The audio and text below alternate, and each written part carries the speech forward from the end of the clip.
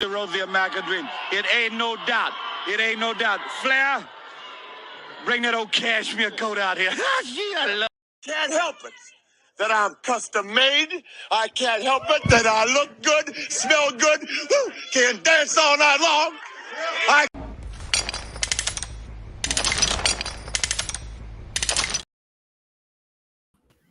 Welcome to Midday Sports with your host Rod Uncensored. I also got my special guest Deets. How you doing today, sir? Doing good, man. Doing good. Playoff first game one of every series is in the books, so we got a lot to deal with there. We got deals going on in the NFL. We got draft coming up. A lot going on. Let's just unpack the playoffs, man. Let's get started in Northern California first, and we work down a little bit. Okay.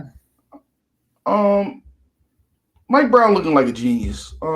He needed that time, to rest his mind, not to be a head coach, and sit on the bench next to Kerr, because I'm telling you, Deets, that game was great. But the main thing I noticed. And if I'm not a journalist, this is what my saying is. I'm not a journalist. I just work on my fandom, and I let my eyes be the judge. The reboundings were key on second point chances. Sabonis was getting a lot of rebounds. Just my eyes. He was playing good defense, and it looked like it was too much for Looney. Am I wrong for saying that? No, rebounding is always huge. Always huge at this stage. I mean, whether it's an offense getting second chance points, or whether it's defensive rebounding, which means you're limiting the other team from getting second chance points. That's important.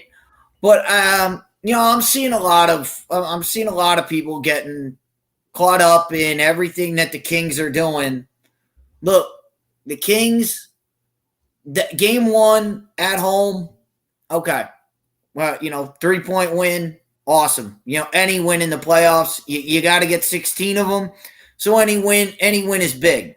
Mm-hmm. Tonight is the big game, and because we know this from any 7-game series in any sport, whether it's basketball, baseball, hockey, any 7-game series.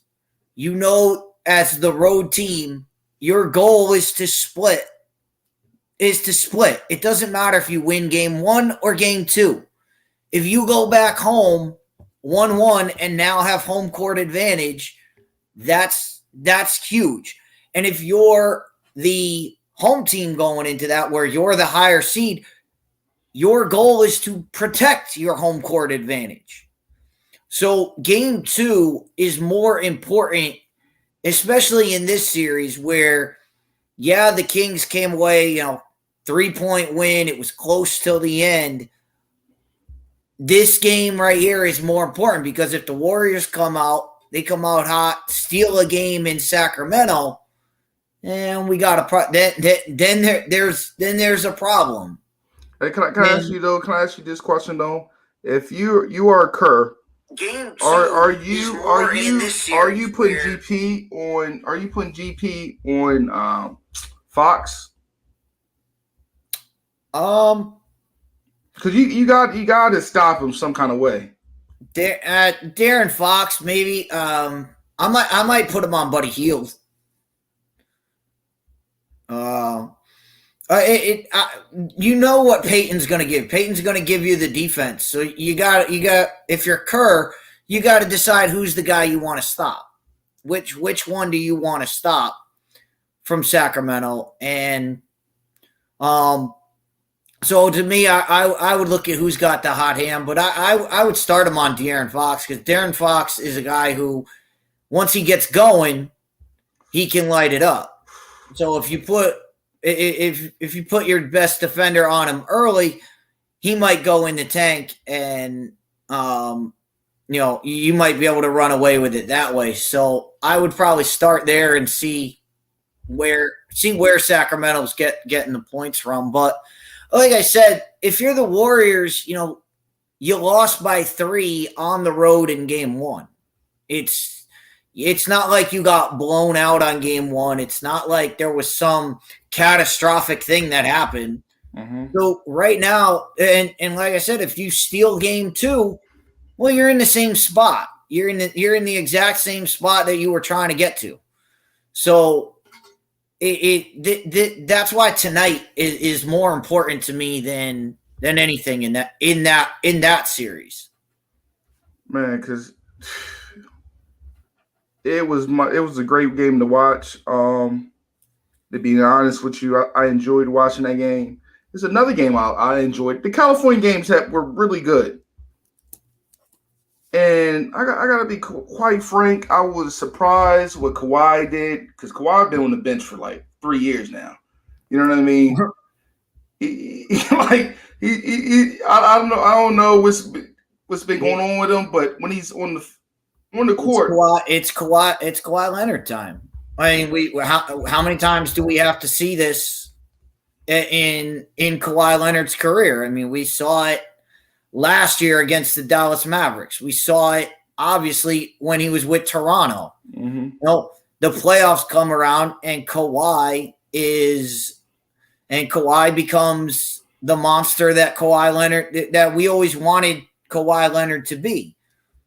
It seems like he waits for the playoffs to do this. And it's a real question of when does he turn it on, and because when he does, the Clippers are formidable. They got a formidable lineup there with Kawhi, Paul George, Russell Westbrook. They've got the pieces there to do things. You just need your guy to cook, and when Kawhi does, the Clippers are going to be tough to beat, and the Suns are finding that out the hard way. Man, and this overall how, like, DeAndre Ayton, man, I've been talking about this for like a couple years now. He's like Mr. Jackal, Mr. Hyde. Like, you don't know what you're gonna get. You don't know you're gonna get Cracker Jill or you're gonna get Cracker Jack. Like, I don't. It's crazy to me how, Westbrook was getting more rebounds than him. DeAndre Ayton has not been the same since the finals. Since the finals against the Bucks, DeAndre Ayton really hasn't been the dominant player that everybody thought. Everybody thought in that series, all right, he's he's a young guy, he's gonna get better, he's gonna do this. He really hasn't. He's really just been the same guy from that series. Now, whether that's mentally or whether that's, people figured something out on him, the facts just say he's not been the same guy ever since that series. And we've seen it happen. We could rattle off names that we've seen guys play really well. They lead their team to the finals, but that loss just devastates them. And then they never get back to playing at that level again. We've seen it in basketball. We've seen it in baseball where guys just forget how to pitch, where guys just forget how to hit. Chuck Knobloch forgets how to throw the ball from second base to first. Like we've seen guys go through this. Mike Vanderjagt forgets how to kick field goals. It happens to guys. It happens to people in sports, and that's why sports psychologists make the kind of money that they do, because they have to get through all this. So whether it's something physical, mental, or coaching with DeAndre Ayton, he needs to be a big part of the Suns team for them to be able to get by this. I mean, they're the same way. They have to have everybody clicking. This is the playoffs. You have to have everybody. You can't be missing one guy and expect to get through. But you know what I mean? You know what's good to see all these Wildcats supporting the SEC, representing the SEC. But you look at the top, the top little teams in the playoffs, they got a SEC or they got a Wildcat on the team. You know what I mean? So that's amazing to see what Calipari did. You know what I mean? Well, I mean that happens when you bring in one and done and you bring in 5 of them at the same time, and that's not surprising that you're going to see all these Kentucky guys doing this, because that's why they go to Kentucky. They go to Kentucky for that one reason. But you know what I don't like though, man? The slander on Chris Paul. Like, people said, oh man, he only has 7 points. Chris Paul, you know what I mean? He's not that guy no more. He's still a great passer. He still give you great effort on defense. Yeah, you still you can't be Chris Paul and score and have 7 points. Can't do it. But can I say something? Can I say something though, Deets? It's a lot of players that scored less than that in the NBA Finals. Can we say that? John Stockton, how much did he average in the finals? Both of them. I'm pretty sure he scored more than 7 points. Like 8 points, man. 8 and 11 assists. I don't know. John Stockton is John Stockton, though. But you know what I mean. So but Chris Paul, when you look at that team, team, you like I said, you need everybody playing. You can't the Suns can't survive with 7 points.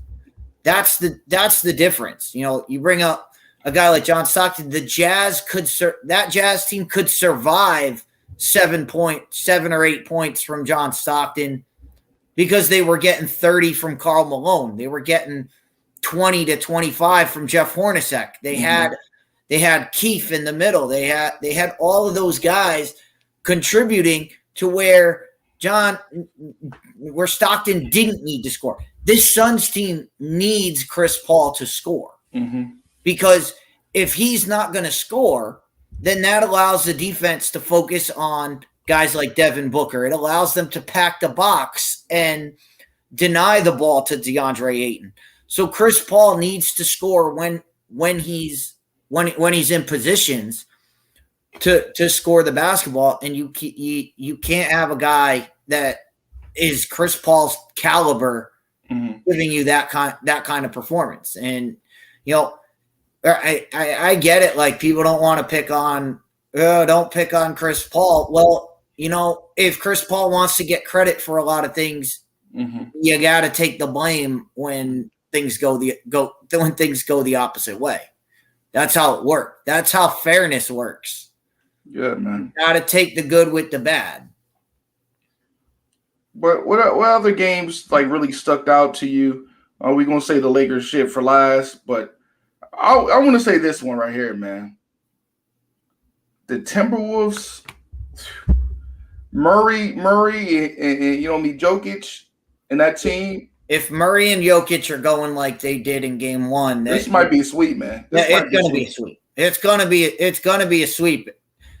The way Murray and Jokic are playing, and you bring in all the rest that they got coming off the bench with Griffin and all those other guys that they got on that team. That's just the way that, and the Timberwolves are lucky to be in the playoffs right now. With all the crap we talked about going into the play-in tournament, with guys punching walls, guys punching teammates, guys basically doing everything they could to just derail this team. You're going up against the Nuggets, who are focused. This isn't a Nuggets team that they're happy to be the number 1 seed. No, they were the number 1 seed last year and didn't make the NBA Finals. Now they're in a position where we're the number 1 seed again. We have the 3-time MVP on our team. This is their time, and they're not messing around.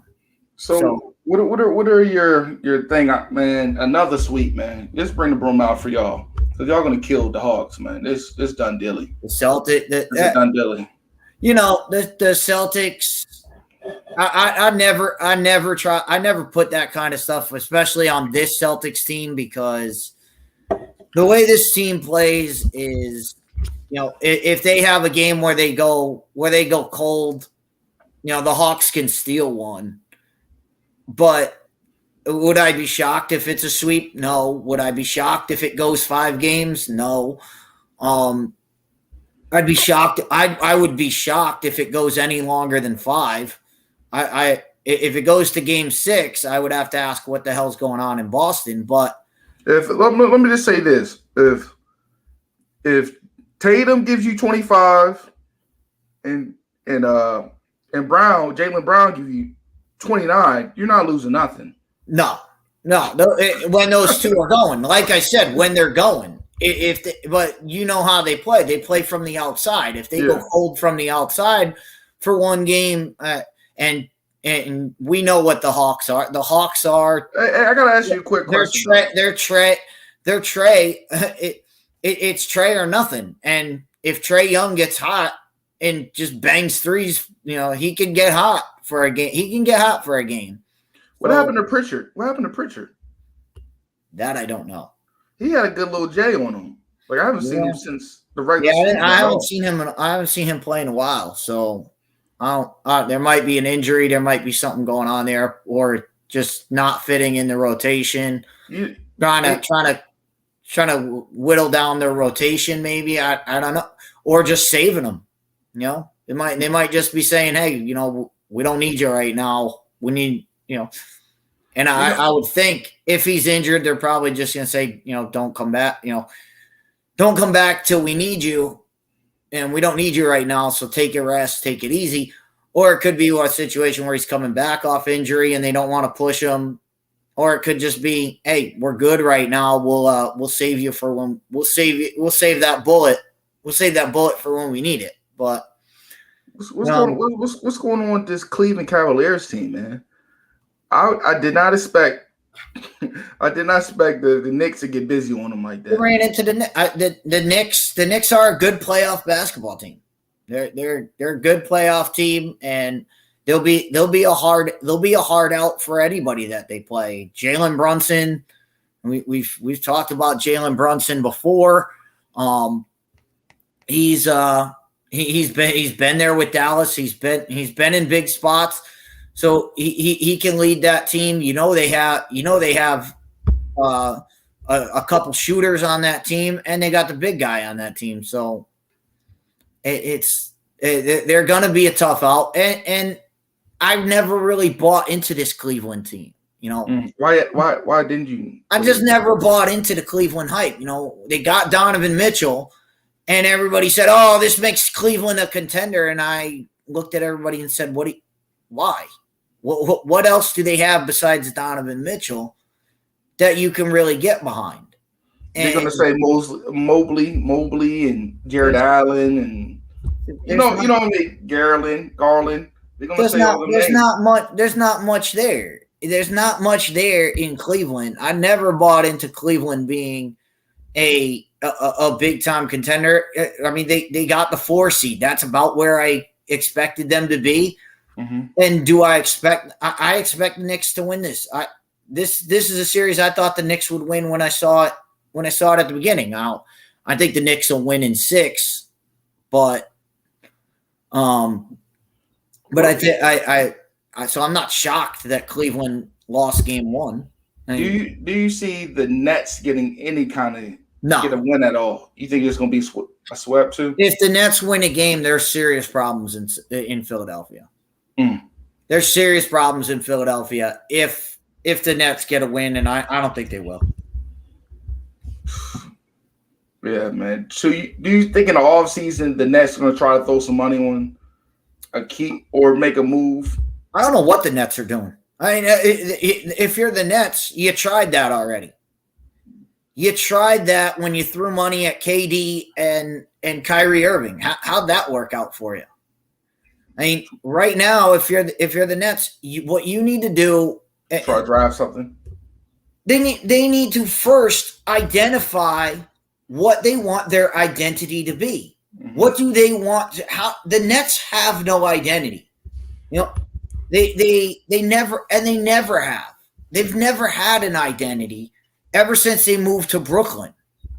When they were in New Jersey, they kind of had that identity of being scrappy team, the Derek Coleman's, Kenny Anderson's, the Kerry Kittles, Jason Kidd, Vince Carter, those teams that went to the finals a bunch of years.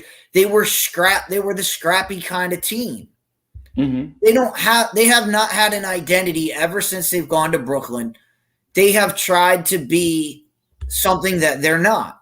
And that is, they've tried to make, we've seen all the big moves that they've tried to make, where, I think it was like the first couple of years they were in Brooklyn, they go out and try to bring in, their version of, they tried to bring the big three from Boston, and Boston basically crippled them with the trades that they made. And then you saw them try to do it. Oh, we're gonna tank a bunch of seasons and get a bunch of draft picks and use those to get better. Didn't work. And then they said, all right, we're gonna revamp this, and we're gonna sign the two biggest guys in Kyrie and KD, and we're gonna put them together, and that'll bring other people in. Well, how'd that work out for you? So they need to identify what they want to be. What do they want to be? Do they want to be the star-studded team? Do they want to be star-studded and lead the back pages of New York?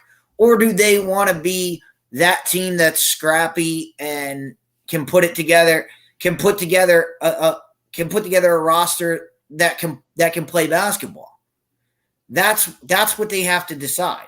And if I'm talking to the Nets, I'm telling them, don't worry about the back. You're never going to win the back pages.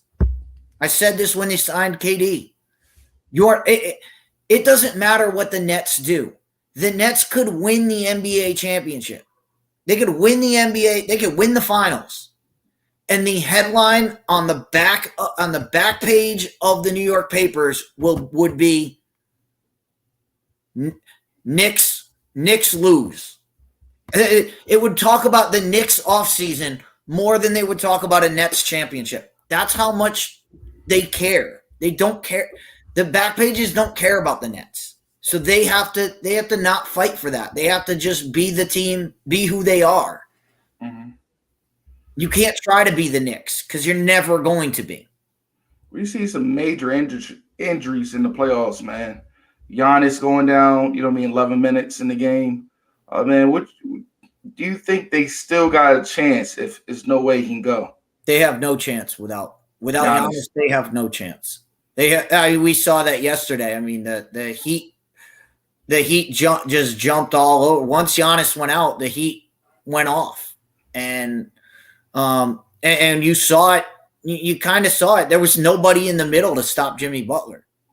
Jimmy Butler basically did whatever he wanted and would get to the lane every time.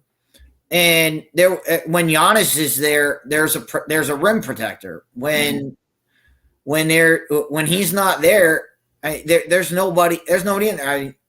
We talk about Brook Lopez and all that. Brook Lopez is not a rim protector. Nah. He can barely get off the ground. Yeah. So, yeah, he's tall and can put his hand up. But Jimmy Butler can work right in the paint and go right around him. Mm-hmm. And that's not a problem for Jimmy Butler. So, and Bam can get busy too. So without Giannis, they got big problems, especially with this Heat team. So what about also, Tyler Hero going down? I hear reports his hand is broken. What pieces do you see them putting into into the rotation? Well, that's a big shot to the Heat as far as their rotation goes. But they've got and I got to look his name up. They got the other kid that comes in behind him. And I got it up right here. Let me just take a look at it. You're going to see more minutes. You're going to see more minutes from Duncan Robinson. You're going to see more minutes from guys like Gabe Vincent. You look at that team; they got a lot of guys coming off the bench that can really help them play. So that's what I'm saying. You got guys like Kevin Love and Kyle Lowry coming off the bench. Mm-hmm. So you're gonna get more minutes from them, So Tyler Hero, yeah, it's a big loss because he can shoot, but I think the shooting, and Duncan Robinson can pick up that part of the game, and you just need to get more play out of the two veterans that you got on that team. No doubt. But yeah, man, that was a major key. That injury looked nasty for him, just going after the ball, that loose rebound. That looked real crazy. But man, hopefully Giannis can play, man, because I don't want to see that all these sweeps. I don't want to keep on seeing all these sweeps. You know what I mean? It's not good for basketball in the NBA to watch all these sweeps. Well, I'm not gonna lie to you. I picked the Heat to make the finals at the beginning of the season, so I'm happy to see if Giannis doesn't play anymore and it keeps the Heat in.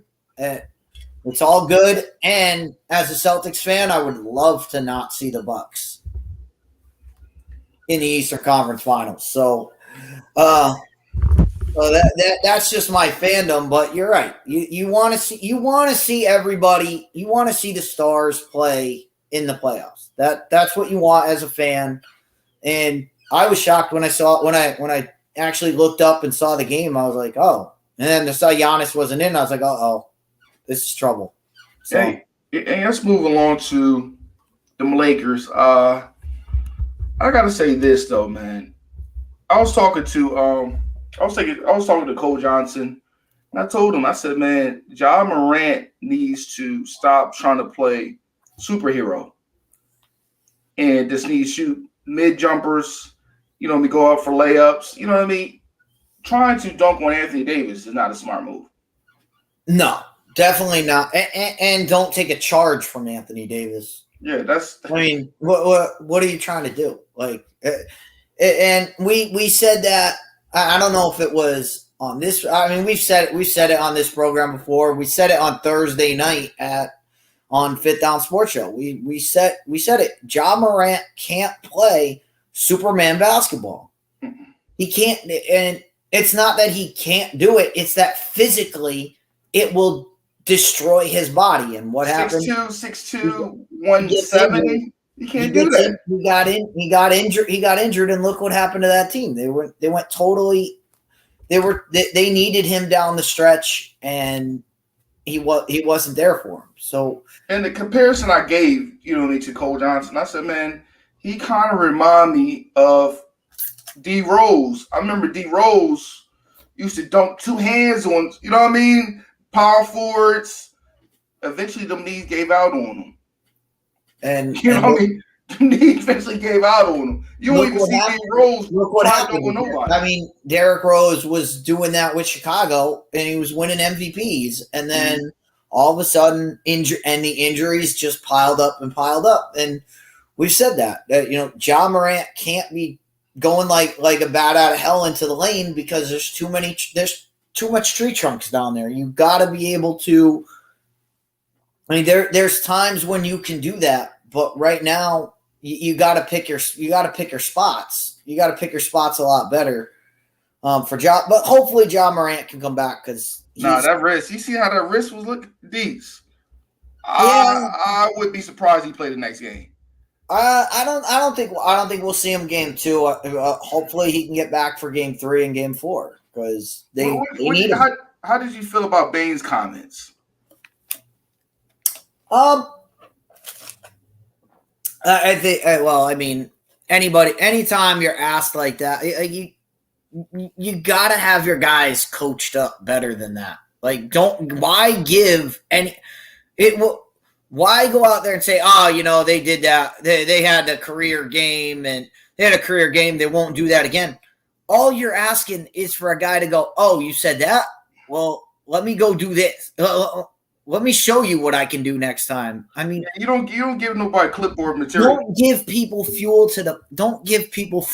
And I'll tell you. I'll tell you this story. Hold up, DC, before you get to the story. We got Dev coming in. What up, Dev? What's happening, fellas? Hey, Dev, before I appreciate you joining the network also, but let the people know what your show is bringing to the network real quick, because I know you got a little bit of time. You got work Uh, and shit. my show brings nothing but that raw, straight facts, straight out of Baltimore, sports, barbershop talk. You know what I mean? Just pretty much giving my thoughts and my opinion, what's going on in the sports world. Um, like I said, you can find me on YouTube, Spotify, Anchor, Google Podcasts, Apple Podcasts, Newsly, Raw on Sensor Network. Um, you can find me on the Grid Network. You can find me on you can find me on Opulence Radio. Mm-hmm. Um, I think that's all the platforms that I'm on right now. Like I said, my Instagram is right here at MTMO underscore sports podcast. Mm-hmm. My Twitter and Facebook is at my THTS my opinion. And also now I'm promoting my TikTok also. So you can also follow my TikTok at MTMO underscore sports podcast. And I just want give you a little press conference. Because I appreciate you coming to the network, and giving your episodes up, man. I appreciate that. Anytime, Doug. You already know how we go back. We go But back like four flats on the Cadillac. before we get out of here, before I let you go, and you got to go, man. How do you feel about them Lakers getting that dub, man? This give me that energy. Hey, I'm letting y'all know now. Lakers are in 5. I'm calling it out right now. If Ja ain't playing, it don't even matter if he playing because he like he's playing too hurt now. Lakers in 5, boy. Those others, Rui, Austin Reaves, who else stepped up? D'Lo stepped up. Everybody that's supposed to step up instead of just being a LeBron and AD show has showed up yesterday, and they showed that they want all the smoke that Memphis is dishing out. So we in that chimney, we inhaling all that smoke and that they dishing out. I'm telling you, they want the Lakers on a high so big. Rick James could be in the room right now. You know what I mean? I'm just being real, and you know what I mean. What I seen, I'm sorry to say this, but Austin Reeves is light skinned now. He's light skinned. You know what I mean? He's on the picnic with Robin Thicke, Justin Timberlake, Johnny Mathis. I know. You know what I mean? We got to put him in the cookout because I think he got a more nastier game than, I gotta say this, Tyler Hero. I gotta say that pass he did going underneath the rim, that was next level. Man, somebody posted this question to me. They was like, Alex Caruso or Austin Reeves? And I was like, right now, I'm taking Austin Reeves because don't get me wrong, Caruso is a good player, but he didn't have that much confidence as Austin Reeves has now on this offensive end. When it comes to defense, I give it to Caruso. I don't know about that. I don't know about that. He got a little sneaky D. Reeves got a little sneaky D. He got a little sneaky D, but he more that offensive impact though. I can tell you that right now. As long as he's averaging 15 and more throughout this series, the Lakers might, like I said, Lakers in 5. Okay. Before we get out of here, man, do you see your Ravens drafting the quarterback? Because I don't think y'all gonna give that Jalen Hurts deal to Lamar. I don't think that's happening at all. So let me tell you, that Jalen Hurts deal just hurt Baltimore a little bit. I can tell you that right now. But I don't think that the money is really what Lamar is looking for. I think are you looking for? The help. You know what I mean? We tired of doing this. That Greg Roman is gone. You know what I mean? So that offensive package got to go with him. You know what I mean? It can't just be run, and hit Mark Andrews. That's not going to work now. If we want to see him develop, we're going to have to give him the weapons that he needs. And I don't think Odell Beckham Jr. is all the weapons that he needs. Good move, you know what I mean? But I just think that now that Jalen Hurts deal, it kind of hurt us a little bit. That was a sucker punch right there because what is it, 179 guaranteed? Yeah. So 5 years and the deal's worth 255. So yeah, now you gotta. We're gonna have to get Lamar that 200 guaranteed. It's gonna have to be. That's the only way it's gonna have to be solidified and shut up about it. Or If you you're can gonna have have to give him that Huntley. You money. can have Huntley. Yeah, Huntley for I like Huntley. But Huntley is a backup right now. Now, he is what he is. That's like saying throwing Cooper Rush or Gardner Minshew right now. They would do an okay job of backing up, but they ain't gonna win you no chip. They ain't gonna Nick Foles you. Nah. Or you can look at Morgan State. Morgan State with Bowie. Somebody gonna be coming out soon. Well, man, all right, man. I appreciate you coming on, man. I know you at work, man. I'm gonna probably post your 2 episodes soon, man. I send you the cuts of it. Or I send All it right, out. bet, man. I appreciate you. Hey, man. Hey, Deeks, give him hell, man. Don't let Rod in here with these little straight bull crap facts, man. Give him hell today, man. All the time. That's what we do, man. All right, man. Know how we I roll. appreciate y'all. Yeah.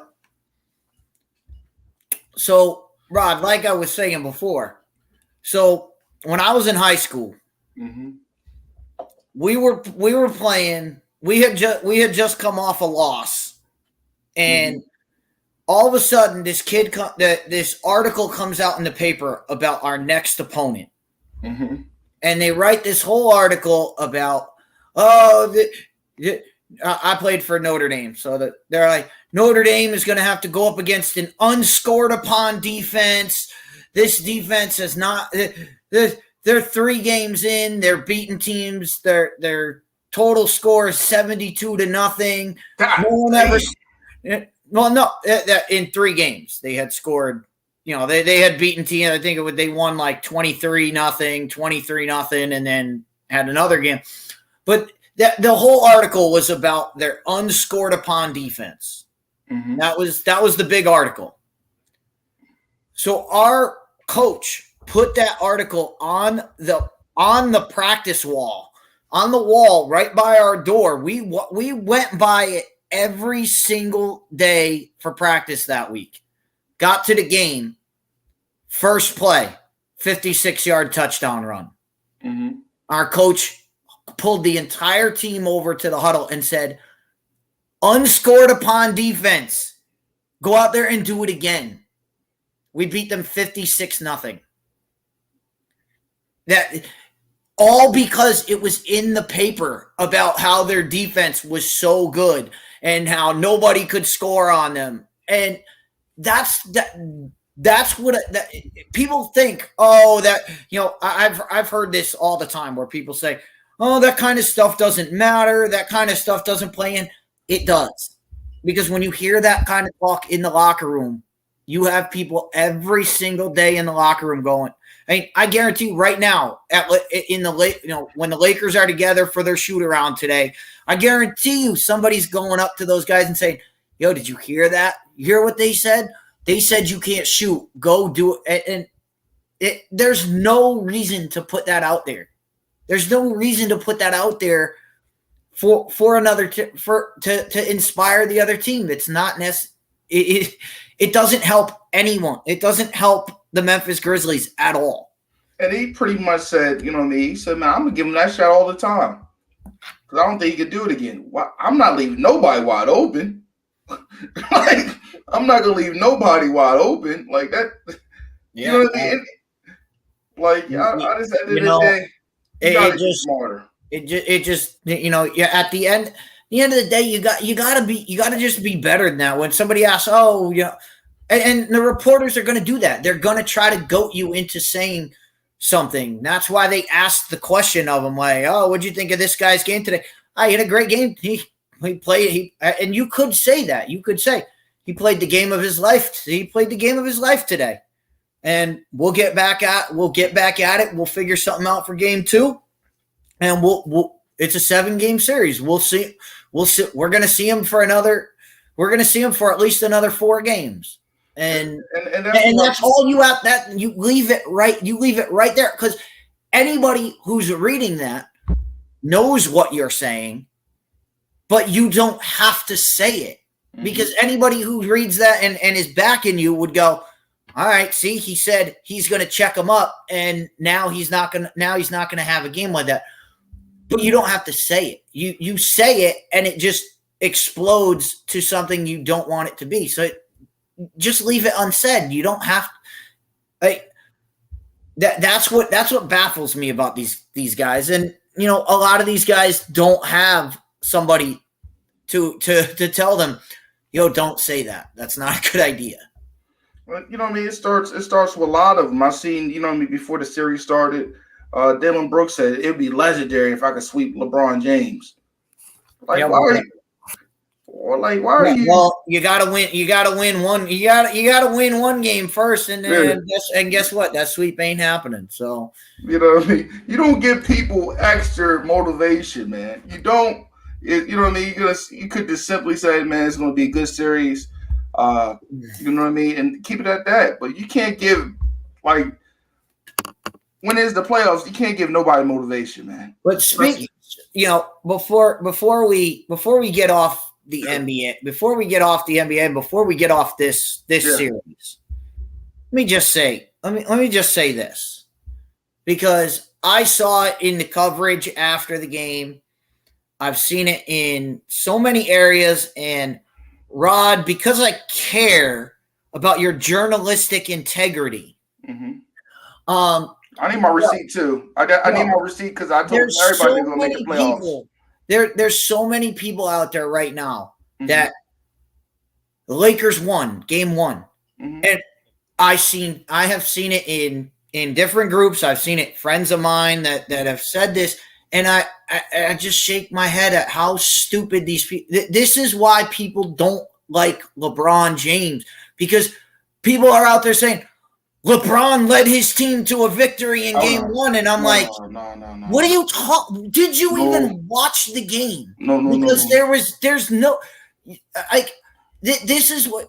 I can't say that. Exactly. No, Rod. That's exactly the way to answer that question, because this is why people like me, who would give LeBron James the benefit of the doubt, but it's these stupid people that say, and you saw it in the media. ESPN was running packages of LeBron wins Game 1, and I was like, no, the Lakers won Game 1. The Lakers won yesterday. They got great play out of 3 guys. LeBron was the 4th highest scorer on the team. Can I kindly say this though, Deets? Look, I don't like how people disrespect Anthony Davis. He had a great defensive game. He gave you 7 blocks. He gave you 11 rebounds. He gave you 20-plus points. And he gave you 3 steals. I'm not going to – people say, oh, man, Anthony Davis didn't really do good. What do you mean, 7 blocks? How's that not a great defensive game? Although – and for everybody that's jumping the gun here, and like I said, everybody that's jumping the gun, that's look at all I have to do is go back to 2 years ago when the Lakers were in the playoffs. They were playing the Phoenix Suns in the first round of the playoffs. They won Game 1, and guess what happened? They lost in 5. So everybody needs to pump the brakes on. They won Game 1. That's it. The series is over. No, that's not how this works. We've seen this before, where the Lakers come out and Anthony Davis and that series was the same. That Game 1 was the same way. Anthony Davis had a phenomenal Game 1, but then he disappeared for the next 4 games, and the Suns routed them and won 4 in a row. I'm just saying this, where people, I just want my receipts, because I said at the beginning of the season that we were going to make the playoffs. People were laughing at me, Deets. People were laughing at me. Yeah. I said it on the show on Thursday. I said the Lakers are probably going to win Game 1. And let's see what happens the rest of this series. I think this is a 6-game series.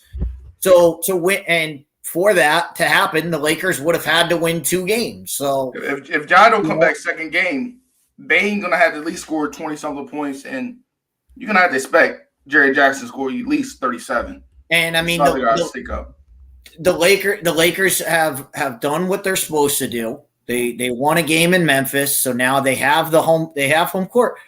But the key for the Lakers, see, this is different than the Kings Warriors, because where Kings Warriors game 2 was the most important.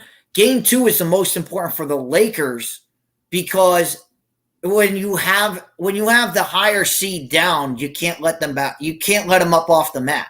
You got to keep them down. You got to keep them down and stamp them down. So again, game 2 is so important because if the Grizzlies come out and let's say Ja doesn't play, and the Grizzlies win the game without Ja, well, that's going to give that they're going to have the momentum going on. If the Lakers win game 2, well, now you're talking about, well, could the Lakers sweep Memphis if Ja doesn't come back? Could all this? You're going to have all these thoughts going on in a young team's head. So the Lakers really need to take game 2 and take it as serious as they did game 1, and we'll see if that happens. But like I said, I saw so much coverage of LeBron James leads his team to victory, and I was like, no, that's not how this works. And that's exactly what I said would happen. They win the game. LeBron really wasn't even out there. He wasn't even on the floor when the Lakers made their comeback. Made the comeback run. That was all the second teamers and Anthony Davis. Definitely right about that. But the narrative after the game was literally LeBron leads team to victory. And I saw so many posts of, see, LeBron led his Lakers to a win. LeBron did this. LeBron did that. And I was like, did you guys even watch? This is why people get so upset, because it's about giving credit when the credit is due, but it's also about you can't even give him you give him credit when he didn't have a LeBron James type game. He had a regular basketball game, and people act like it was the greatest thing they've ever seen. And that's why people like me get upset at not LeBron, but at the LeBron fans. Like, it's okay to be like, hey, we won a game. We won a game. You don't have to go to the level of, oh, that was the greatest win. I mean, it's not even a great win in LeBron's career. So people need to calm down. That's what I'm saying, though, Deets. I appreciate what you're saying, and I'll at least give you this. I give you that. Personally, I give LeBron like a C- grade for his performance, maybe a D minus. But Anthony Davis, I give him a B. I give the backups A's. You know what I mean? From Rui into, Austin Reaves, what they did. Also, played a good game too. Like D'Angelo Russell, people don't give him shine. He played he played great at the point. You know what I mean? Ball handler, making good decisions. But at the end of the day, we got to see what game 2 is going to hold. Let's get in some NFL draft. I don't want to take up the whole. And who I just want to say? Oh, and Austin Reaves needs to calm down. Okay, you're not. No, you're not Hulk Hogan. You're not Hulk Hogan. You don't have the 15-inch pythons. You don't have the 32-inch pythons of Hulk Hogan. You can't be flexing on dudes. Like, I love it though. Flex it. Like, you can pump the jersey and you can do all that stuff. But when you have arms like Austin Reaves, you can't be flexing on dudes. When I saw him do that, I was like, really, dude? I was like, where's the muscle? Because it's not there. Austin Powers / Hillbilly Kobe. I love it though. I love the confidence. You can't be doing that. You got to find a different way. You got to find a different way to do it, because flexing don't work. It don't work when you don't have the guns. When you have the guns, you can do that. When you're Scott Steiner, you can do that. When you're Austin Reaves, no, it doesn't look. It just makes you look weird. He definitely get paid after this in his offseason. I'm telling you that. He's definitely going to get paid somewhere if the Lakers don't want to give him any money. I'm just saying that right now. Oh, he'll get that Alex Caruso contract. Ooh. And it'd be scary if he could go to, I hate to say this, that Golden State place. Like he would be scared off a pick and roll with Steph or somebody like that, or a Draymond. That'd be scary. But let's move to the NFL draft. What do you want to talk about? Wherever you want to lead, you know what I mean. This is your expertise. Go ahead, man. I'll defer. I'll defer to you. What teams you want to know about? Because I'm looking at it right now. And all right. So yes, like I said, I don't do predictions. I just tell people like, hey, if this is who I would draft in that situation, that's how I do predictions. Okay, let's go. Let's go Chicago with their picks. Which you be the best option and the best prospect to grab? We've said it all. We've said it all. Paris Johnson. Even when they were at number one. Even when they were at number one. Now that they've traded back, I think it purely shows that Chicago's going offensive line. So who would you grab first? You going Northwestern? You going Paris Johnson? You going the kid from Georgia? What are you going? I would go because it's Chicago. I would go with. I want to make sure I get the kid's name right because I don't want to screw his name up. The boy from Notre Dame. No, I would go with the kid. I would go with Skronsky from. I would go with the kid from Northwestern. Okay. And I would take him over Paris. Paris Johnson's a better talent, but he's a lot more raw. He's a lot more. All right, he's a tackle. Skronsky, you can put him on the right side. You could put him on the left side. You could kick him into guard if you really need to. Versatile, very versatile. Versatile offensive line, and with the Bears, and the fact that the Bears need they need somebody. That's a guy who you know what you're getting. You know, with Paris Johnson, you might be getting Orlando Pace. You might be getting, you might be getting, just a run. You might be getting a run of the mill guy. His potential's there, but potential kills people if it goes south. And right now, you just need to know what you're getting in Chicago, and you just need guys who can protect the quarterback. And that's why I would go with the kid from Northwestern. Okay, let me just pick up the board so we can just go like that.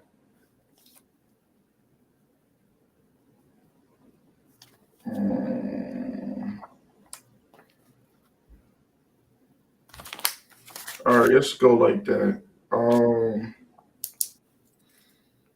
Let me see.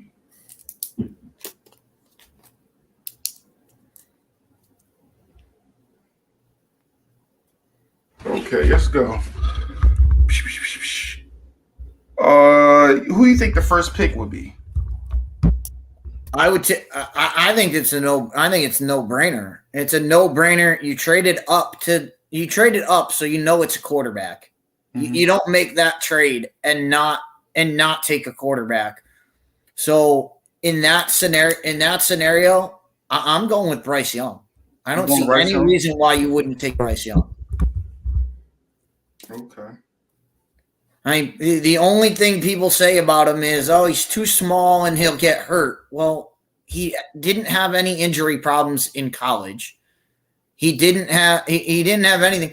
And all we've seen him do is, every talk about him was he can read defenses better than anybody else. So I don't see any downside to taking Bryce Young number one.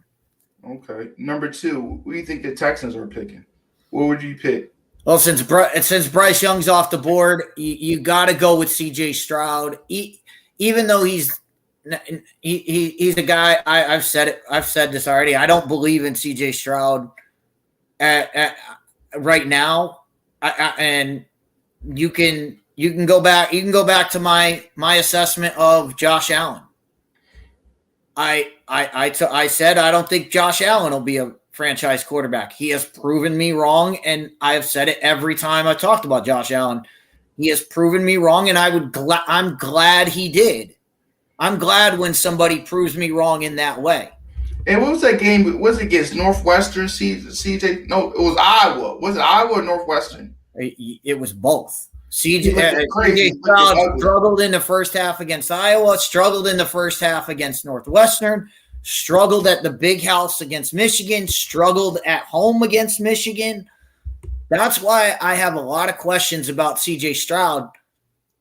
But that being said, he's still the second best quarterback on the board, and Houston needs a quarterback. Okay. You can't get out of the first round without getting a quarterback. So what about Stroud is the pick by default. What about the third pick the Cardinals have? What are you thinking about for them?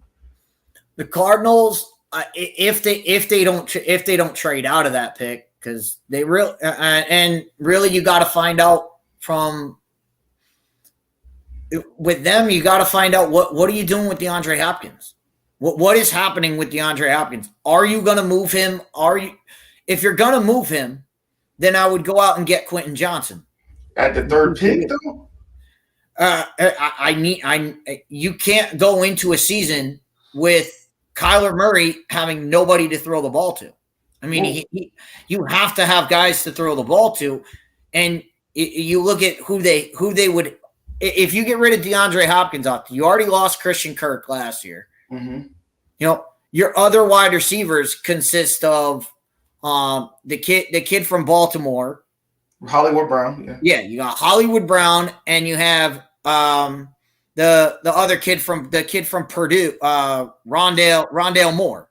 Yeah, I mean, those guys combined are they're like 6 feet tall combined. Like Rondale Moore is like 5'6", and Hollywood Brown is like 5'10". You need a big time wide receiver, especially for a guy like Kyler Murray. So if I'm them, I'm looking at wide receiver. If they don't want to take a wide receiver, then I would go with Will Anderson and beef up that defense. Okay, let's go. But as far as me in that room, I'm taking Quentin Johnson, so I'm gonna put Quentin Johnson in there. All right, so the Colts at 4. What are you picking at that? The Colts at 4. Now, the Colts have to decide what the hell they're doing at quarter. What are they doing at quarterback? How do they feel about their quarterback room?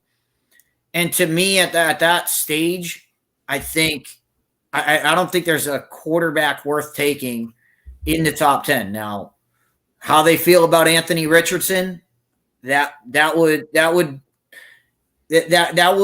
tell you a lot. But to me, I don't feel about Anthony Richardson. I would not feel comfortable taking him at 4. So what do? You beef up I said this before.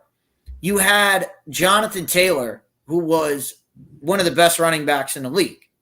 All of a sudden, you can't block for him, and he gets hurt. So you got to get guys in there who can block for him. So in that situation, I would take Paris Johnson. Okay, Paris Johnson, the offensive tackle. Okay, we move along. Let's go to 5. And Seattle have that pick. What are you looking at? Seattle. Are you going offensive line? You going edge? What are you looking at? Well, I would draft linemen, but we know Seattle is allergic to drafting offensive linemen.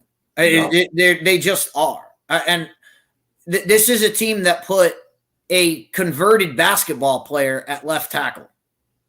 And that's just that's what Seattle does, and I don't know why. So I wouldn't be shocked if they went with a defensive player. You want me to tell you who they got projected picking? Who they got projected? Somebody from Texas Tech.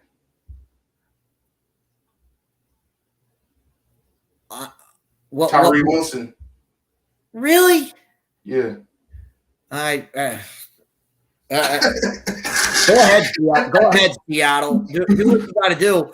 At that point, I'd be looking at an interior offensive lineman, a guard. I'd be looking at a top level guard at that position, and I'd be happy with taking Broderick Jones there, the guard from Georgia. Yep, and at the 6th pick, Detroit Lions. What are you thinking about? Lions, this is an easy one. This is an easy one. You traded away TJ Hawkinson last year. Going tight end? I'm going with the best tight end in the game. I'm going with Michael Mayer, and I'm not looking back. I mean, you draft they drafted TJ Hawkinson high. Look what happened to him. Hey, you need to replace that talent. This is the best draft to do that in, and Michael Mayer is one of the best pass catchers. He's one of the best guys down near the goal line. So I'm taking Michael Mayer if I'm the Detroit Lions. You want me to tell you what they got him projected picking? Mm-hmm. Who they got? Lucas Van Ness out of Iowa. Okay, that's not a terrible choice. It's not the way I would go, but sure.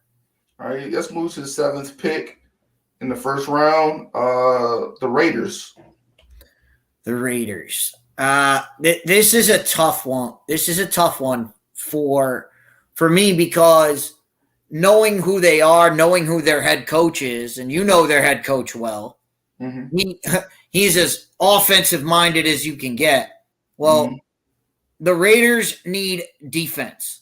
They need somebody that can play defense because we saw them against the 49ers. If they make any kind of defensive stop, they could have been good. You just brought Jimmy G in.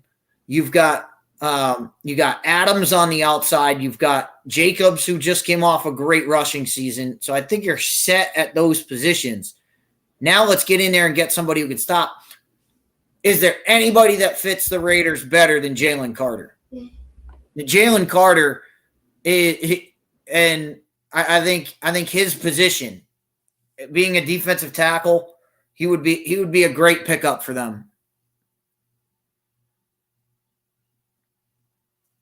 So I would go with them at that. I need to look at my list. I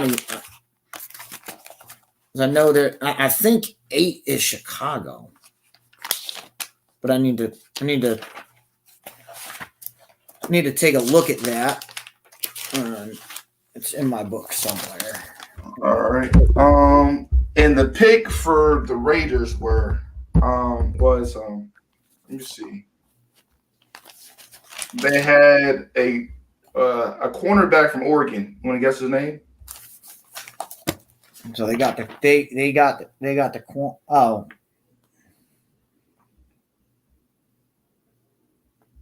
Nah, who is he? Christian Gonzalez. Christian Gonzalez. Yep. Yeah.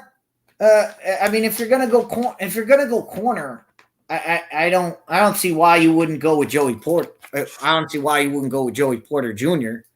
Yeah, I don't understand that. Yeah, I don't understand taking Christian Gonzalez that high. But it again that fits as long as the Raiders are picking defense. They need anybody on defense would help them. And the 8th pick for the Falcons, what would you pick? The Falcons. I've heard a lot about the Falcons lately. They took Kyle Pitts 2 years ago. They took the kid from USC last year. So, I've heard, Falcons need to pick another wide receiver. Why? Why are you loading up on wide receivers, on all these wide receivers? To me, it's either offensive line or you take a defensive player. And if I'm the Falcons, I'm going with I would be so happy to take Will Anderson on defense. I think, as far as players, I think he could be Micah Parsons and have that kind of impact. As I think he could be the rookie of the year defensively. The way this kid plays, he could be that kind of guy. He can rush the passer. He can play linebacker. He can play in the flat. He can do it all. But they got the mock draft I'm looking at got Jalen Carter going to the Falcons. Well, like I said, they got Will Anderson going to the 3rd pick. I put Jalen Carter going to the Raiders. So if again he's off my board, but Jalen Carter is if his mind is right after the incident he had down in Georgia, as long as his mind is right and he's good, man, he's a great talent. So yeah, they got Will Anderson on this mock draft. I'm looking at going 3. So yeah, I said that for the Cardinals that they could easily take him and make their team. But like I said, if the Cardinals lose DeAndre Hopkins, you have to replace DeAndre Hopkins. mm-hmm. You can't lose that kind of talent and go, oh well, we can replace him with a second or third round pick. You don't replace DeAndre Hopkins with it. DeAndre Hopkins is probably arguably the best wide receiver. And you argue him, Devontae Adams, and the kid in Minnesota, Justin Jefferson. Mm-hmm. To argue those 3 guys, you really going to replace him with a, by the time you pick again in the second round, you're going to be looking at about the 5th or 6th wide receiver. Yeah. So they at number 9, they got the Bears. I'm gonna just say with the Bears, they got Bears picking, and then you can go in about. I already told you. They got Paris Johnson. I'd take Peter Skronsky. They got Paris Johnson, yep. Jr. going on from Ohio State going to the Bears. I like that. They already got Carter. What's that guy named? Giovanni Carter from Southern there. He's a big tackle already there. So that makes sense, you know what I mean, to kind of correct the tackle situation. Any offensive lineman helps them. Anyone. So let's move along to 10. 10, the Eagles. Who would you have them picking? The Eagles. The Eagles, I've said this with the Eagles. They're in such a good position where they don't have to fill a need. They just have to pick the best player on the board. Mm-hmm.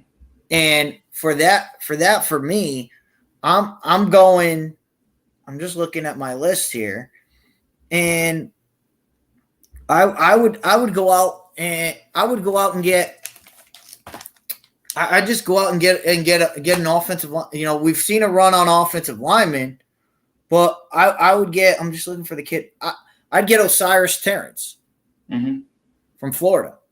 And again, the guy, he played tackle last year. He slotted as he played guard his entire career. They moved him out to tackle, so the versatility is there. And now you've got some beef and some offensive line. You always need depth, so that's why I would go with the Eagles. And they have Devin Witherspoon going to the Eagles. Devin Witherspoon from Illinois. The linebacker, huh? No, the corner. The corner. Oh, wow. They got a lot of corners. That's a good move right there. I like Devin. I like Devin Witherspoon. Let me get my charge. Go ahead. No, they got a lot of they got a lot of corners going. That I mean, Christian Gonzalez, Witherspoon. They're both fast, but they're not cover guys. I mean, you're passing up guys like Eli Ricks, Kaylee Ringo, Joey Porter Jr., Riley Moss, the corner from Iowa. All of these guys, I have them all above Witherspoon and Gonzalez on my list. So it's pretty interesting to see that that they're moving up and up, that they're already up the board. But it wouldn't surprise. The Eagles could go anyway. And they have to replace Gardner Johnson. So it makes sense to take a defensive back. Yeah, you know what I mean? So where was that? 10, 11 is Tennessee Titans. What are you thinking for Tennessee? For Tennessee, I mean, the way that mock draft, the mock draft you're reading has, no wide receiver has come off the board yet.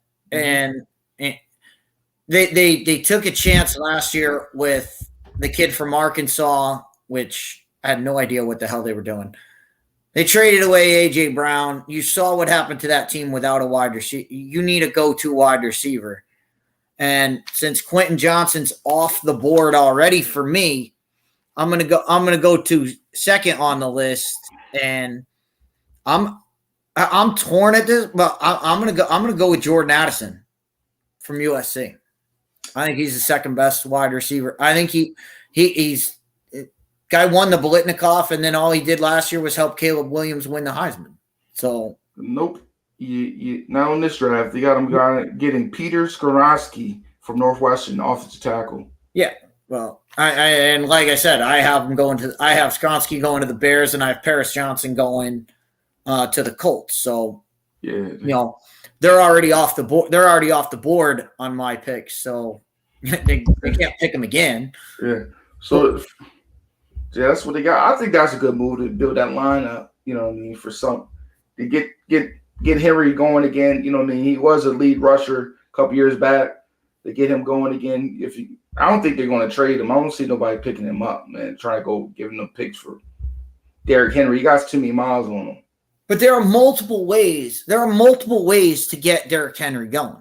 I mean, if you're a defensive coordinator and you're facing the Tennessee Titans, who are you afraid of on that team? You're not afraid of anybody on that team.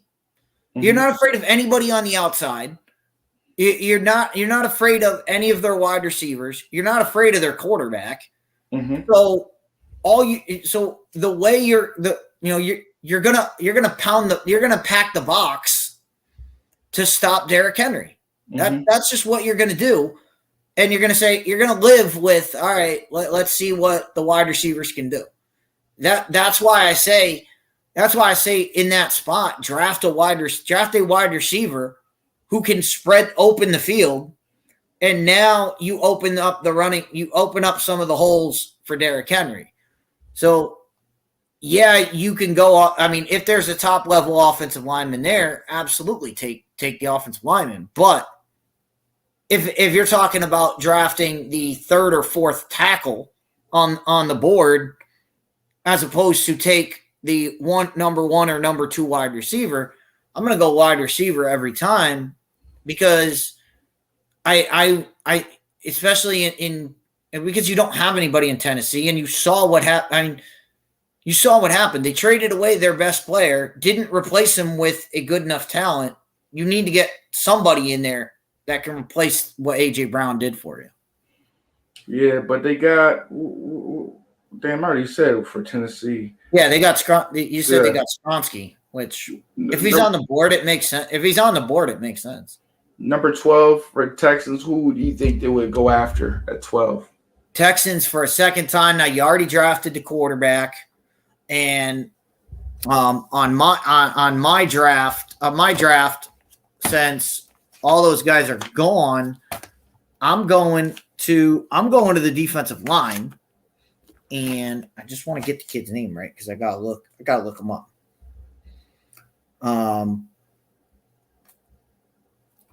I would go, and he's second on my board. I haven't seen him a lot on other people's boards, but I really like this kid.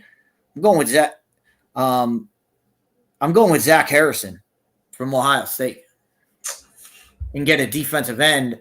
And I mean, you think about what the Texans are known for: J.J. Watt, Jadeveon Clowney, Mario Williams. They're known for having pass rushers off the edge. Whitney Merciless.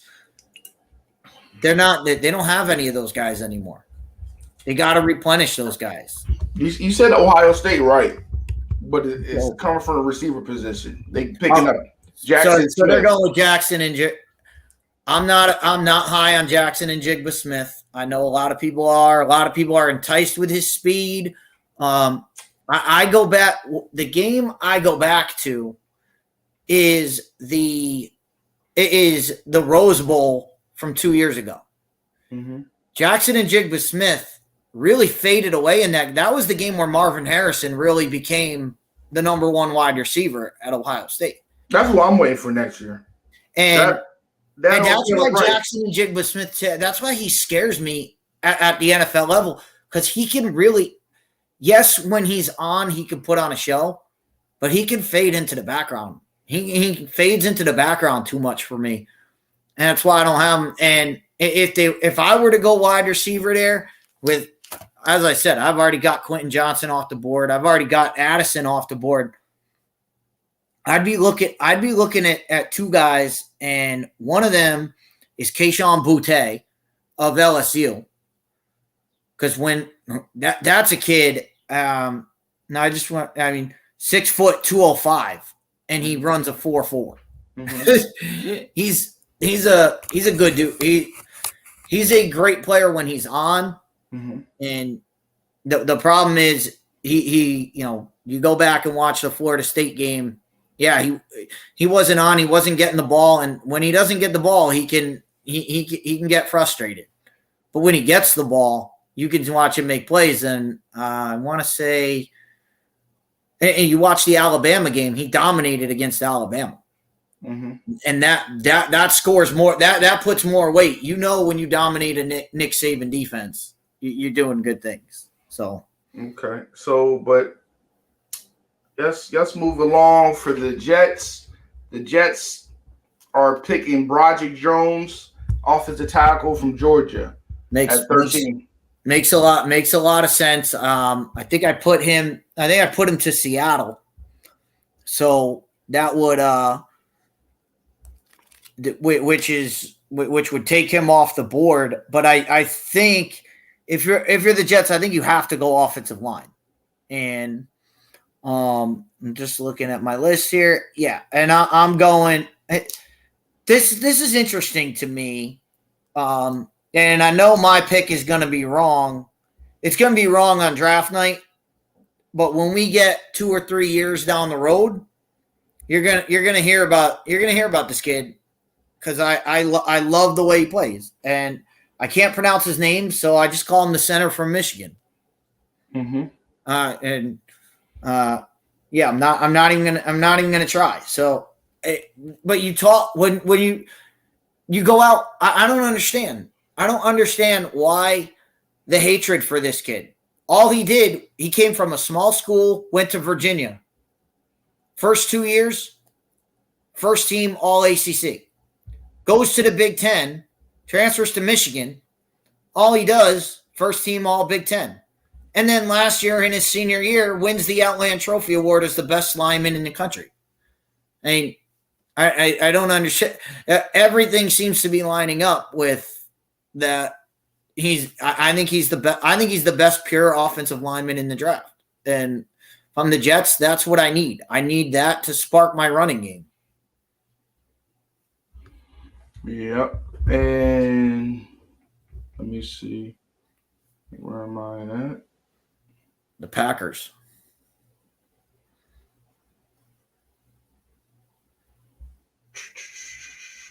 I'm at 14, and the pick is they got us picking Darnell Wright from Tennessee. I like this move. We definitely need, because Trent Brown, he's a holder. So I like this move. I like this move, but I could also go for Joey Porter Jr.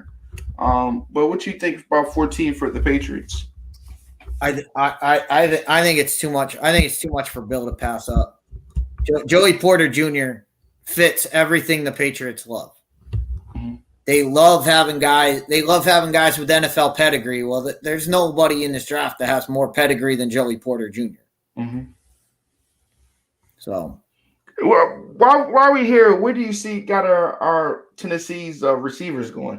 Do you see them going high? What's Jalen Hyatt will be the first one gone. Yeah, Jalen Hyatt, you got him going. You got him first going. I got him going late in the first round. Okay.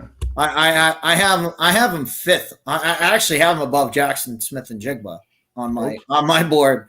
On my board, I have him above Jackson, but yeah, I really love what Jalen Hyatt. I mean, again, look what he did against Alabama. He was cooking. He had 200 yards against Alabama, and I think he had at one point. I know he had 6 catches, 6 touchdowns. That's insane. He was cooking. Just move along. Green Bay. At 15, they got Brian Branch, Alabama safety. What's your thoughts about that? Not a terrible pick for Green Bay. I would think, that's such a Green Bay thing to do, though. Is we're gonna take a safety when you have Jordan Love, who's taking over for Aaron Rodgers. Mm-hmm. You got Aaron Rodgers. To me, I'm taking a wide receiver for Green Bay. You need to replace your wide receivers at some point. You can't rely on these random guys, especially when you don't have Aaron Rodgers throwing them the ball. So you going receiver? I'm going receiver, and you already mentioned. I already mentioned him. I would go with Jalen Hyatt. Okay. Jalen Hyatt, and I wouldn't look back. And you talked about the other kid. Cedric Tillman is a great talent at wide receiver from Tennessee. All right, let's move along. Washington Commanders pick Dante Banks, Maryland. What you think about that pick? Dante Banks is he a defensive back? Yeah, defensive back, corner. Again, all these corners on the list. I think that's a perfect pick for what. That's exactly what Washington needs. They don't need any weapons on offense. They don't need any pass rushing help. They need help on the back end. So I don't question that. What I do question is the choice. I would go with Keely Ringo, the cornerback from Georgia. Okay. You saw what he did in the national championship game. He shut down Quentin Johnson. I don't see why anybody. And I think he had 2 picks in that game. Mm-hmm. And let's move to Pittsburgh. They got Pittsburgh picking up Julius Brents out of Kansas State. What do you think about that pick? Who's Brents? What's the position? Corner. See, another corner. They definitely need secondary help. So I think that's a great move. You're going against the best receiving core in the AFC North, Cincinnati. So you definitely need some corner. Eli Apple is getting 8. You know what I mean? Yeah, well, I mean, you can't go out there. You can't go out there with Eli Apple as your number one guy. But I mean, you talk about guys at that position. I know coming off a national champ. I know the national championship game puts a lot of sour taste in a lot of TCU people's mouth, but you got a kid in Hodges Tomlinson who's the number 1 corner in college football last year. Mm-hmm. Why you're taking all these other guys above him? But the kid from Kansas State did have an interception. He did pick off Max Duggan to secure that win. So it's again, the position's not bad. I would take a different guy, but the position is right. At number 18, they got the Detroit Lions picking up Joey Porter. That'd be great. Him and CJ Gardner. This is a second pick for Detroit.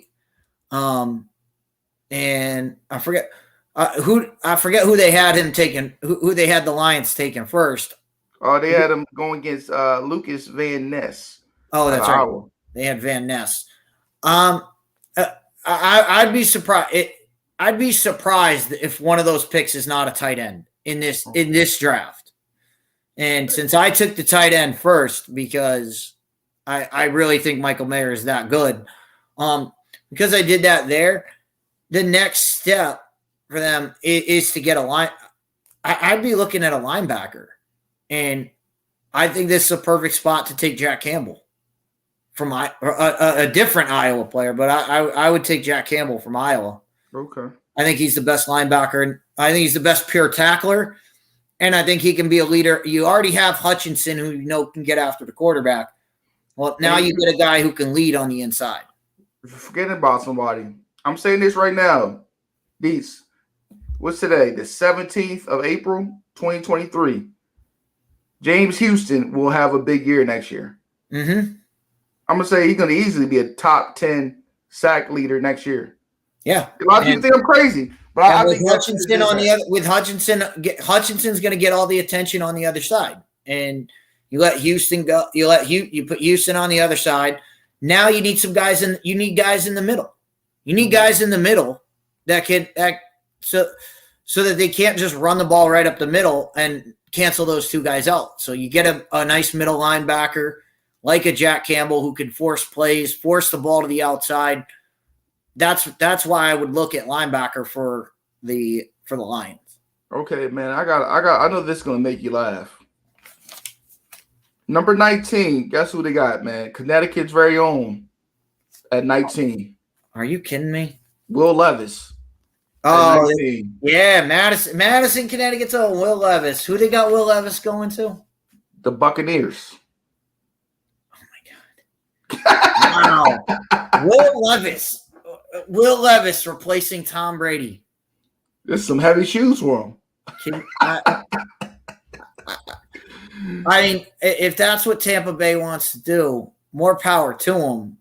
I never bought into the Will Levis hype of Will. There was a point at the beginning of the year where people were talking about Will Levis could be the first pick in the draft, and I mean, just watch the Tennessee game, and you'll understand he's not a first round pick. He should. I would. He's one of those guys I wouldn't pick in the. But I mean, Tampa Bay. If you need a quarterback, Will Levis is probably the fourth. He's probably the third or fourth guy on the quarterback list. But he's one of those guys. If I don't need to take a quarterback, I'm not going to waste that pick there. But let's move to 20, and we're going to finish up this draft, and then we're going to be getting out of here. Osiris Terrence, Seattle picking offensive lineman from Florida. What's your thoughts about that? Yeah, I mean, that's pretty funny because I had him. I think I had him going to Seattle before. I know I had Osiris Terrence being taken earlier, but it makes too much sense for Seattle to take an offensive lineman. So they're going to go offensive line at some point. Like I said, though, Seattle's allergic to taking. They just don't draft linemen, and I don't understand why. Man, I think maybe they figured that out after trading Russell Wilson. That we actually do need to draft linemen. We can't just keep converting basketball players into linemen. It doesn't work. And this kind of pick hurt me because I wanted him to come to New England. Zay Flowers. They got Zay Flowers going to the Chargers. What you think about that pick? I like Zay. I like Zay Flowers, but with the Chargers, Zay Flowers, good choice. I'd be looking at A.T. Perry, and I have A.T. Perry as the fifth wide receiver on my board, and I mean, yeah, Zay Flowers, great route runner, great kid, 5'10". A.T. Perry is 6'5". That says it right there. That says what I'm doing. Do you give Justin Herbert a nice, huge target to throw the ball to? You already got Austin Eckler. Who can do all that underneath stuff. Get a guy on the outside who's 6'5" and can jump out of the building. Yeah. I just feel like Zay Flowers is definitely a build kind of guy, 5'10". So that's why I think that makes sense. But let's move along. Man, this is gonna be a funny pick. The Ravens at 22nd pick, and guess who they picking? A corner from Mississippi State. Yeah, Emmanuel Forbes. Again, no, I mean, passing up on guys like Ringo and Tomlinson, like I said before, Eli Ricks from Alabama. So many guys on this list that the corner list here is pretty crazy. So, all right, let's move along. But the position fits. Let's move along. 23rd pick. They got the Vikings picking up Jordan Addison out of USC. What you think about that? Jefferson and him. That's Can scary. you imagine that wide? I mean, it makes total sense. They lost Adam Thielen to free agency, so you got to replace him. So you replace him with a great wide receiver. As I said, I had him go. I had him going much higher. I think he's the second best wide receiver in this class. If they can get him at 22, that's a steal. That's a steal. Guy was the Bolitnikoff Award winner just two years ago at Pitt. Mm-hmm. I mean, and then all he did was go to USC, and Caleb Williams wins. The reason Caleb Williams won the Heisman is because he was throwing the ball to Jordan Addison. All right, in the 24th pick, they got Jacksonville Jaguars picking up Miles Murphy, Clemson. What's your thoughts about that? Miles Murphy, great. I think this is a course. I think that if that's the choice, that's a course correction for Jacksonville from last year. Mm-hmm. That's a hey, we screwed up taking Walker number 1. We got to find out. We got to get a pass rusher, and that's why they go out and get Miles Murphy. What you think about that, though? You think it's a solid pick? I think he's the spot. If you're going to get a defensive end pass rusher at that position, at that spot in the draft, yeah, absolutely. And this is a funny one. They got your rival, the Giants, picking up Quentin Johnston. Yep, out of TCU. What's your thoughts about that? You think that's a great move for them with him and Shepard and you already heard my thoughts on Quentin Johnson. I had him going third. I had him going third overall. So if the Giants get him at 23, 25, at 25, that's a steal. Yeah, they're getting a guy who I would have drafted in the top 3. And let me say this. This is going to be a funny pick. What you think your Cowboys going to pick at 26? What would your thoughts be? My thoughts. Well, you know what my thoughts are. Uh-huh. I've said this all off season. I've said it for 6 years on the off season. Draft a safety for Christ's sake. Get us a defensive back.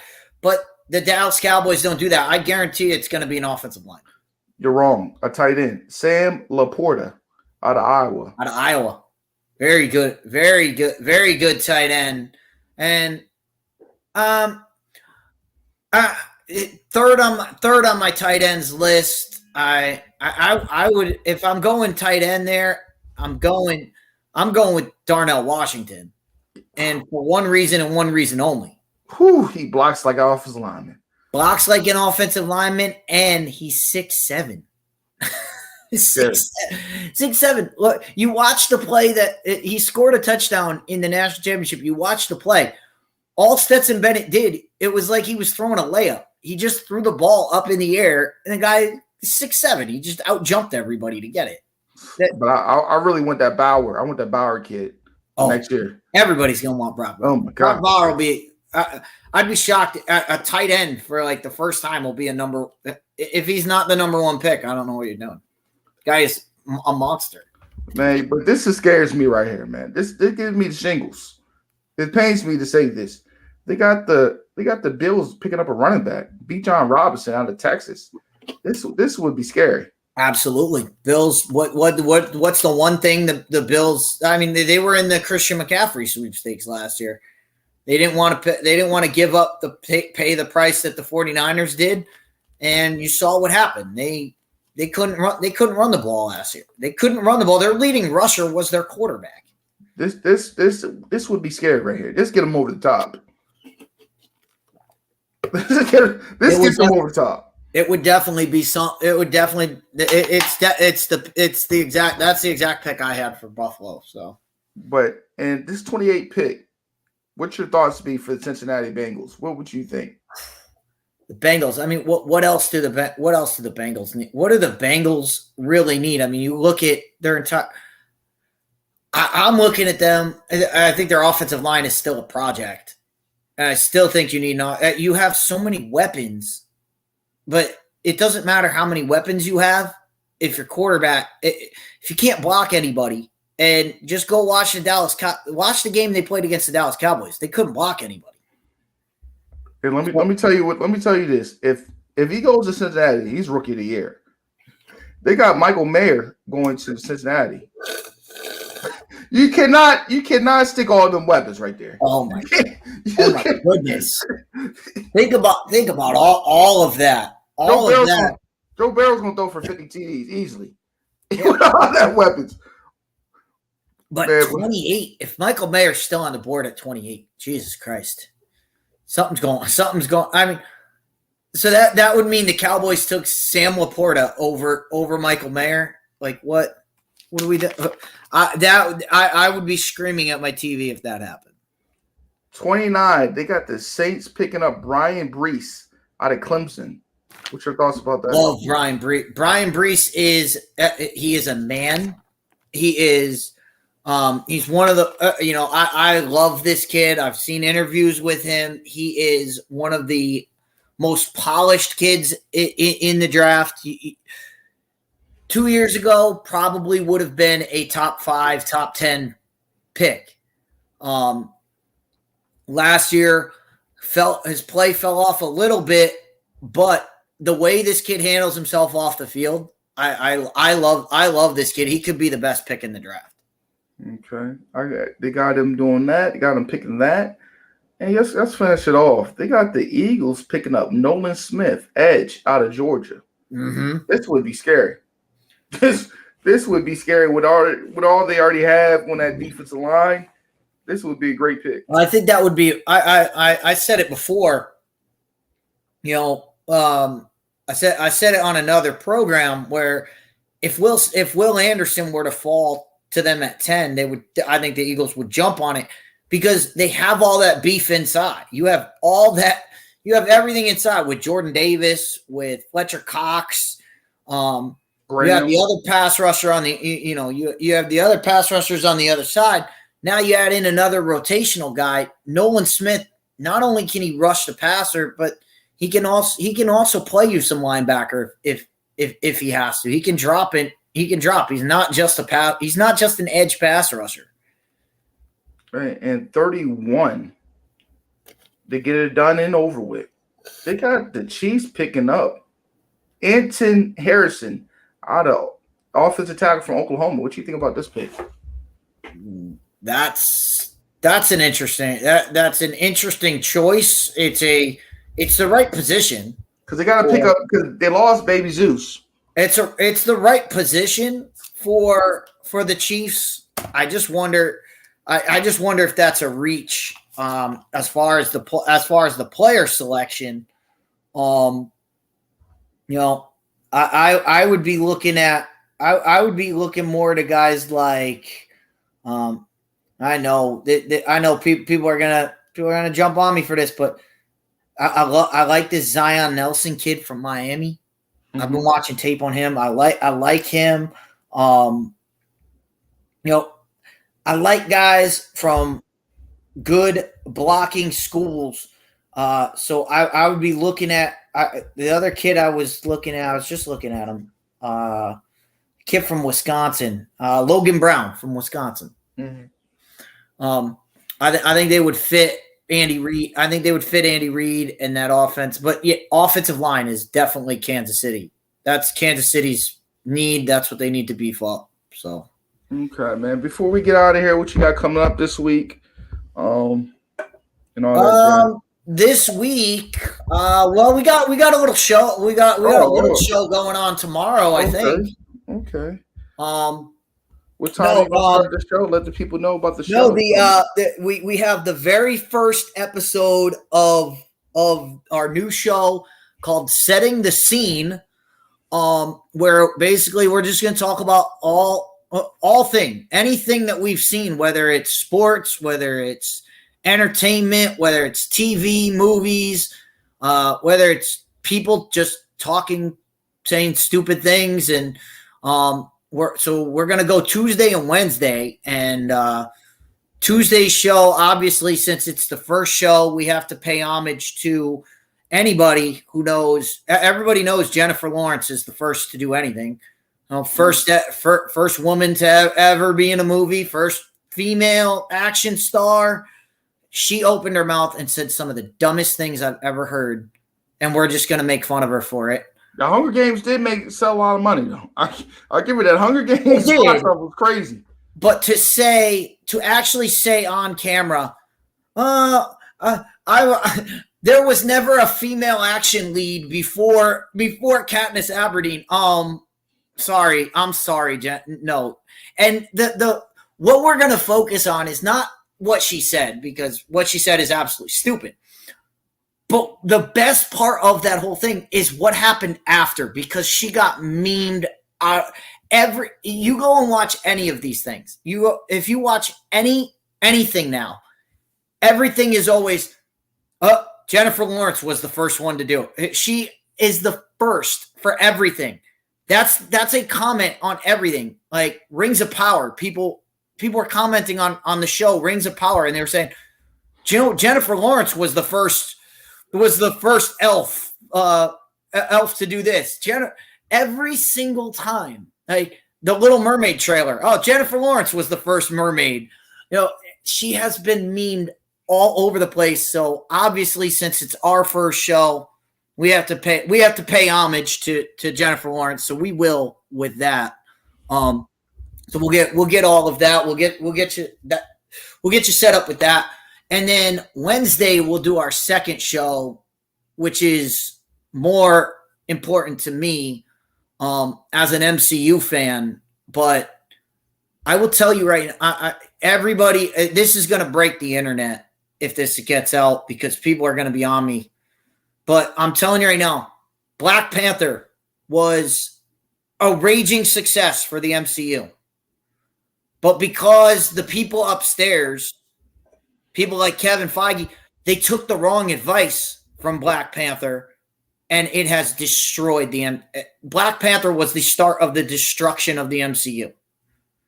And so that I'll explain it on Wednesday of what happened with that, because ever since then they have tried to manufacture a cultural moment. You can't manufacture cultural moments. It doesn't work. You can only do that once, and you can only play that card once. You can't keep playing it over and over again. We're seeing it. It doesn't work. So I will tell you how Black Panther destroyed the MCU. And That'll be Wednesday. And this show will be showed on Midday Sports as a rerun. Setting the scene. It's going to be the entertainment and sports side for the Rod Uncensored Network.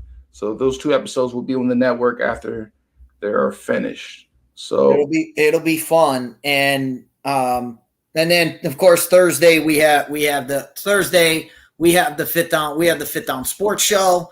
So a lot going on, and of course we're a week out from the draft. Yeah.